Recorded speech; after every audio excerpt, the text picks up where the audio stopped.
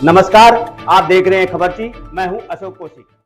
केंद्रीय राज्य मंत्री राव इंद्रजीत सिंह का सोमवार को अटेली विधानसभा के गांव दोंगड़ा अहीर पहुंचने पर ग्रामीणों द्वारा भव्य स्वागत किया गया। इस अवसर पर पूर्व भाजपा प्रदेश अध्यक्ष पंडित रामविलास शर्मा भी थे। अटेली विधानसभा से उनकी पुत्री आरती राव भाजपा प्रत्याशी के रूप में खड़ी हुई हैं। उन्होंने कहा कि आपके अधूरे सपने को मेरे साथ अब आरती राव भी पूरा करेंगी। उन्होंने कहा कि अहीरबाल के साथ हमेशा से भेदभाव किया गया। नए परिसीमनों के बाद अहीरबाल की सीटों को बढ़ाने के बजाय उन्हें कम कर दिया गया। उन्होंने अपनी पीड़ा का इजहार करते हुए कहा कि 2014 में भाजपा को बढ़त दिलाने में पंडित रामविलास शर्मा और अहीरबाल का बड़ा योगदान है। उन्होंने उपस्थित लोगों से आह्वान किया कि जब तक हम एकजुट नहीं होंगे और संगठित नहीं होंगे तब तक हमारे साथ इसी तरह भेदभाव किया जाता रहेगा। एक प्रश्न के उत्तर में उन्होंने कहा कि 2014 में पंडित रामविलास के नेतृत्व में भाजपा को आगे बढ़ाने में अहीरबाल की बड़ी भूमिका रही।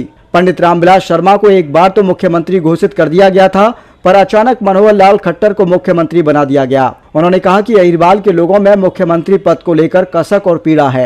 अभी भी लोगों में आशा बरकरार है। अहीरबाल को उसका हक मिलना चाहिए। जब उनसे यह पूछा गया कि शीर्ष नेतृत्व अहीरबाल की मांग को अनदेखा क्यों कर रहा है, तो उनका जवाब था कि किसी हाईकमान ने हमारे कहने से इस बार अधिक सीटें दी हैं। 2014 में पार्टी में नया था, मुझे पार्टी को समझने में समय लगा, लेकिन पंडित रामविलास शर्मा पुराने थे। पार्टी ने उन्हें उनके अनुभव का फायदा नहीं उठाया। इस बार यदि विधानसभा में हम अधिक सीटें जीत गए तो हमारा नंबर आ सकता है। केंद्रीय मंत्री ने कहा कि मैंने कभी जनता द्वारा प्रदान की गई ताकत को निजी रूप में इस्तेमाल नहीं किया। मैं आपको आश्वासन देता हूं कि मेरी बेटी भी आपकी प्रदान की गई ताकत का निजी रूप में कभी इस्तेमाल नहीं करेंगी। आपकी दी हुई ताकत को हम आपके लिए इस्तेमाल करेंगे और मेरी बेटी हमेशा आपकी सेवा में तत्पर रहेगी। अब यह आप लोगों को तय करना है कि आपको अपने क्षेत्र का वर्चस्व चाहिए अथवा रोहतक वालों का। दक्षिणी हरियाणा में भाजपा 2014 और 2019 में तीसरी बार बड़ी ताकत के रूप में जीत कर आ रही है। उन्होंने उपस्थित जन समुदाय को आगाह किया कि यदि आप लोग रोहतक वालों के बहकावे में आ गए तो प्रदेश का सारा पैसा एक बार फिर से रोहतक में ही लगेगा और वहां के लोगों को ही नौकरियों में प्राथमिकता दी जाएगी। उन्होंने उपस्थित लोगों से आह्वान किया कि आप लोग हमारा सहयोग करो, हम आपके साथ कभी विश्वासघात नहीं करेंगे। अटेली विधानसभा से भाजपा प्रत्याशी आरती राव से अब यह पूछा गया कि अटेली के 5 उम्मीदवारों में अतर लाल, अनीता यादव, आयुषी और आरती ओम प्रकाश, आपका स्थान कहां है? तो उन्होंने कहा कि हम पहले स्थान पर हैं। उन्होंने कहा कि चुनाव जीतने के बाद मैं सबसे पहले कार्य दोंगड़ा अहीर को उप तहसील और अटेली को उपमंडल का दर्जा दिलाने का करूंगी। जी है, बिल्कुल है और मैं बिल्कुल दोंगड़ा अहीर के साथ हूँ, अटेली के साथ हूँ। काफ़ी वर्षों 4 वर्ष हो गए कि वो मांगते रहे 2020 से कि हमें उप तहसील मिलनी चाहिए और जैसे ही इलेक्शन खत्म होते हैं और मैं विजयी होती हूँ तो मैं सबसे पहला काम यही करूँ। बहन जी स्थान ए, एक थाना, एक सेकंड बहन जी, एक स्थान ए और ट्रिपल ए, आरती, अनीता और अतरलाल, क्या समझते हैं किससे मुकाबला? जी मैं तो ये मानती हूँ आज के दिन, क्योंकि अब तो आप जानते हैं कि इलेक्शन के तो 3 दिन रह गए हैं और मैं ही फर्स्ट पोजीशन में रही हूँ A1 से। सेकंड में क्या हो रहा है मुझे नहीं मालूम। जब आप कांग्रेस छोड़ के भाजपा में आए, आपने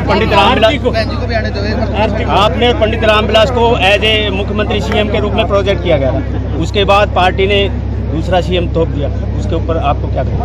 मैंने ये कहा था कि जब 2014 के अंदर हमारी पार्टी पहली मर्तबा विजयी हुई थी, मेजॉरिटी आई थी, उस टाइम उनकी अध्यक्षता के अंदर पार्टी हुई थी, तो उम्मीद तो इस एरिया को थी कि कोई इस एरिया का चीफ मिनिस्टर बने, लेकिन पार्टी ने किसी और को बना दिया।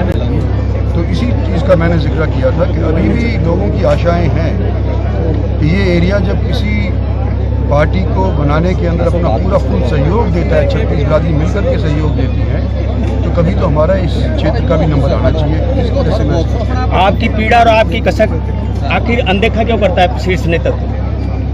देखो, शीर्ष नेतृत्व ने इस बार तो हमारे कहने से कई टिकटें दी हैं और अगर इस बार हमारी पार्टी विजयी होती है और हमारे को नंबर मिल जाते हैं तो शायद इस बार हमारा नंबर आ जाए।